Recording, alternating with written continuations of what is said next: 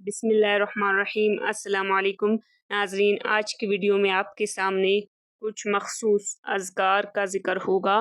تسبیحات فاطمہ کی فضیلت حدیث پاک سے سن لیجئے۔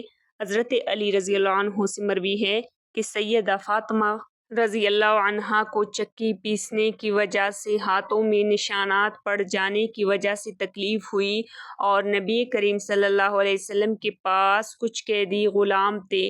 حضرت فاطمہ آپ صلی اللہ علیہ وسلم کی خدمت اقدس میں حاضر ہوئے، لیکن آپ صلی اللہ علیہ وسلم سے ملاقات نہ ہو سکی، اور سیدہ عائشہ رضی اللہ عنہا سے ملاقات ہوئی تو میں نے انہیں اپنے آنے کی خبر دی۔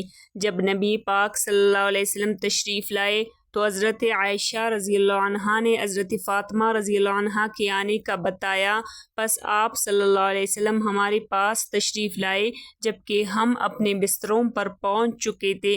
ہم نے اٹھنا شروع کیا تو نبی کریم صلی اللہ علیہ وسلم نے فرمایا، اپنی جگہ پر ہی رہو۔ پھر آپ صلی اللہ علیہ وسلم ہمارے درمیان بیٹھ گئے، یہاں تک کہ میں نے اپنے سینے میں آپ صلی اللہ علیہ وسلم کی قدموں کی ٹھنڈک محسوس کی۔ پھر فرمایا، کیا میں تمہیں تمہارے سوال سے بہتر چیز کی تعلیم نہ دوں؟ جب تم اپنے بستر پر جاؤ تو 34 بار اللہ اکبر، 33 بار سبحان اللہ اور 33 مرتبہ الحمدللہ کہہ لیا کرو، تو یہ تمہارے لیے خادم سے بہتر ہے۔